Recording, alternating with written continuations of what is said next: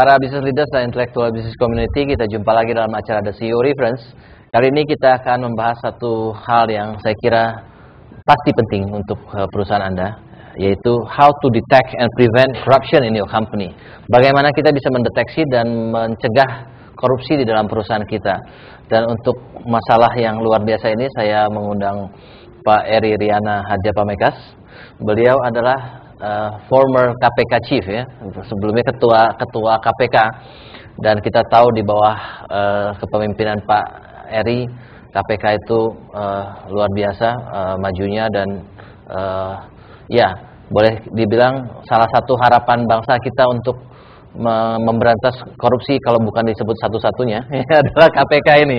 Nah, tapi kita tidak bicara tentang KPK di dalam memberantas korupsi di negara kita dalam bentuk institusi negara, tetapi kita coba lihat di dalam konteks perusahaan, karena kalau tidak salah banyak orang yang mengatakan bahwa korupsi di Indonesia ini sudah mendarah daging.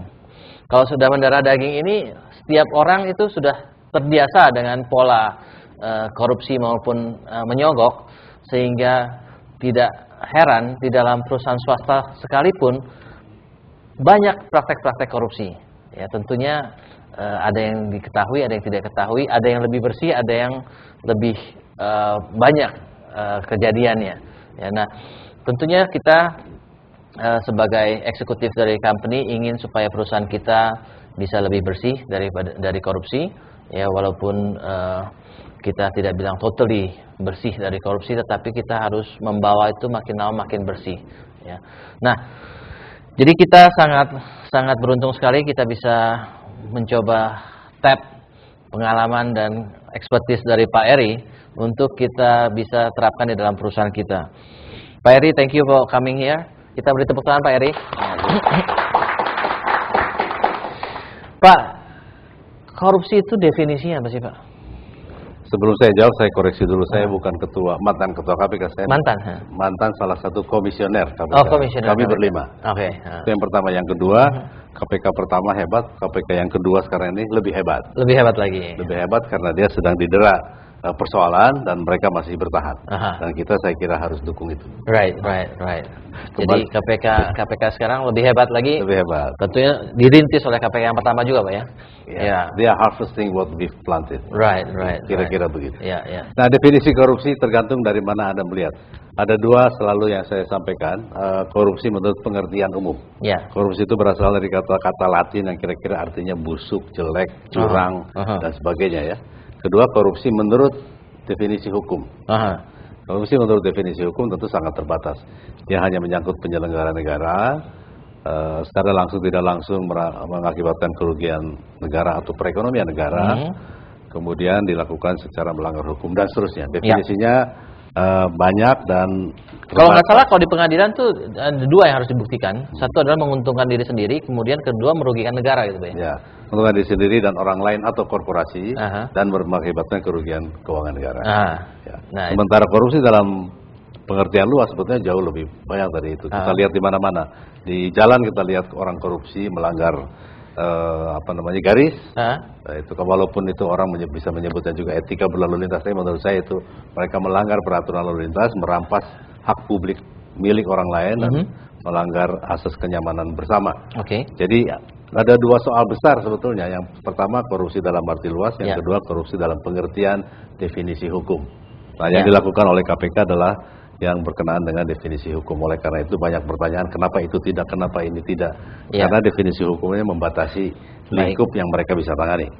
Nah, kalau kita ngomong korupsi lebih besar, dua saja yang paling fundamental yang kita hadapi dan sama ruwetnya dengan korupsi dalam pengertian hukum. Yang pertama adalah disiplin lalu lintas, yang kedua disiplin membuang sampah. Disiplin berlalu lintas juga bukan berarti kita naik motor, naik mobil, naik sepeda, jalan kaki, tapi lebih luas dari itu. Bahwa kita punya aturan jalan sebelah kiri, itu saja banyak dilanggar. Kedua, bahwa kita belum terbiasa antri. Selalu aja ada orang pengen duluan, pengen shortcut. Jadi ada kebiasaan shortcut, mungkin karena dibiasakan 30 tahun terakhir, 40 tahun terakhir ini orang shortcut dibiarkan karena tidak berani. Iya, yang nggak shortcut gigit jari, Pak. Ya, yang berusaha tidak shortcut gigit jari malah dimarahi kadang-kadang. Ya. Kedua, jadi seluas itu. Kemudian sampah. Sampah itu kan soal kebiasaan yang sangat fundamental. Dia melakukan itu karena dia tidak paham mana ruang publik, mana ruang privat. Kalau kita lihat di Jepang, di Korea, di negara-negara Eropa yang maju, itu dari kecil sudah ditanamkan betul mana wilayah privat, mana wilayah publik. Di rumah Anda boleh membuang apa saja sepanjang itu di ruang privat Anda sendiri. Begitu keluar, Anda memasuki ruang publik di mana kenyamanan orang lain harus kita jaga. Betul. Nah, disitulah aturan-aturan berlaku. Jadi kalau Anda lihat di jalan, di belakangnya ada universitas paling terkenal, stiker besar kan, mobilnya mobil merek terkenal. Waktu kita kagumi, lama-lama pelan-pelan dibuka jendela, dibuang tisu. Oh gitu. Waduh, itu penghormatan kita. Jangan-jangan dekannya ada di sini, Pak, bukan dari Even more than that, kadang-kadang Harvard University. Tapi begitu kita lihat, buka jendela, buang tisu atau buang kulit jeruk. Kita penghormatan kita yang tadinya tinggi langsung jatuh. Iya. Karena mereka pun tidak tahu. Harusnya orang yang tahu aturan pun tidak tahu aturan. Kalau dia mau buang apa saja di mobilnya itu urusan dia. Tapi itu luas sekali, Pak, ya, pengertiannya, Pak, ya. Kalau kita lihat di Amerika FCPA itu, Pak, ya, itu kan juga tidak hanya membatasi kepada penyelenggara negara, Pak, ya. Jadi korupsi antar perusahaan, dia nyogok perusahaan untuk dapat order dan segala macam itu termasuk dalam FCPA, Pak, ya. Betul.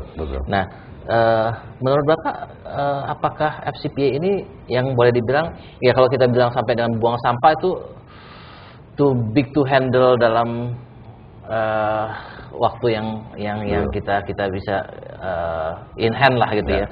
Tetapi kalau yang kita ngomong dengan batasan korupsi yang KPK ini kan hanya berkaitan dengan penyelenggara negara.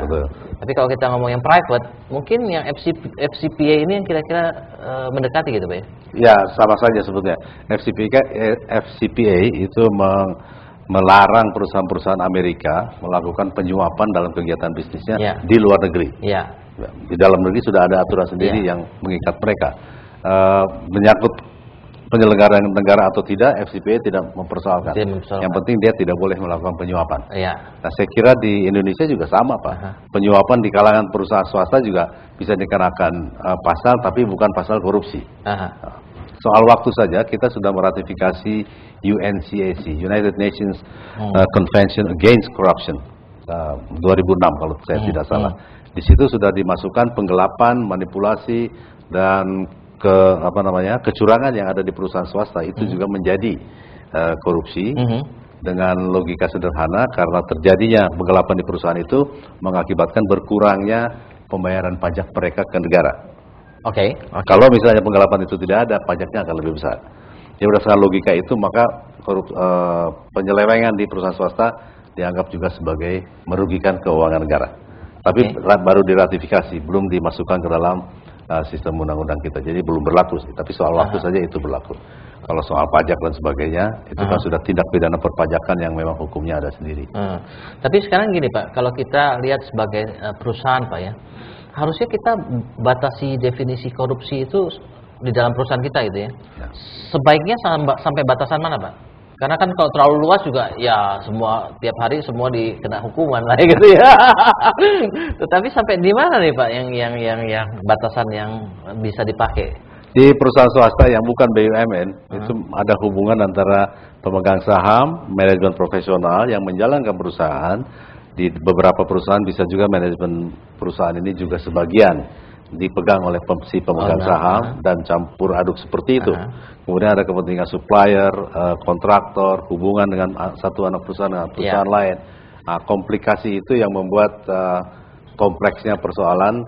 Sebetulnya ketika kita membicarakan soal penggelapan, kemungkinan manipulasi dan wrongdoing yang bisa terjadi di situ ya, embezzlement dan sebagainya. Nah, dalam konteks BUMN sebagaimana pengalaman saya sebetulnya, dan ini juga bisa berlaku di swasta, simple aja, Pak. Saya selalu mengatakan kepada karyawan dan jajaran pimpinan, kita mau maling sama-sama atau enggak maling sama-sama. Itu aja. Kalau kita sepakat maling sama-sama, ayo Saya pasti malingnya lebih besar. Karena saya direktur utama, I have all powers untuk menggali, mengeruk apapun. Dan bagiannya pasti juga lebih besar. Pengadaan 750 miliar 1 tahun, saya ngambil 1% aja, selesai. Jadi sekarang ini soal tawaran aja. Jadi ditantang begitu, semuanya kan bilang, enggak. Tapi enggak, karena bagi rame-rame nanti kecil dapatnya katanya. Tapi naikkan gaji, jamin kesejahteraan. Oke, fine, itu kan hal-hal normal saja. Nah, kita perbaiki sistem penggajian, kita perbaiki juga sistem pensiun mereka. Di BUMN pegawai negeri itu pensiunnya itu memang agak menyedihkan dan tidak pernah diselesaikan. Nah, saya antara lain melabrak itu. Biasanya tunjangan-tunjangan banyak, gaji sedikit, tapi waktu pensiun itu dihitung dari gaji. Itu pun 75% atau 50% dari gaji pokok. Jadi pada waktu aktif dia cukup, begitu pensiun dia jatuh miskin. Kan nggak masuk akal. Oke, karena itu saya bilang ini nggak bisa lagi deh. Ya, tapi kalau ini mengcover pensiunan sampai yang tahun 50-an bisa terlalu berat, Pak. Kita batasi aja tahun berapa yuk maunya. Cut off-nya di mana? Cut off-nya 80, orang yang masuk tahun 80 ke sini atau akhirnya disepakati dan kita harus bayar waktu itu 200 miliar. Dan antara lain saya menjual atau kami menjual kantor pusat Timah yang di Jalan Gatot Subroto yang terkenal 100 miliar sih kami jual ke PLN dan itu untuk nutupin ya. Nutupin pensiun. Wah, menarik sekali Pak. Nanti kita bahas lebih mendalam lagi karena kita harus break sebentar Pak. Buat para business leaders dan intellectual business community, menarik sekali diskusi kita, tetapi kita harus break sebentar. Kita akan lanjutkan dalam segmen kedua. Buat Anda yang ingin berpartisipasi silakan SMS ke 0896 kali 788. Kita break untuk segmen berikutnya.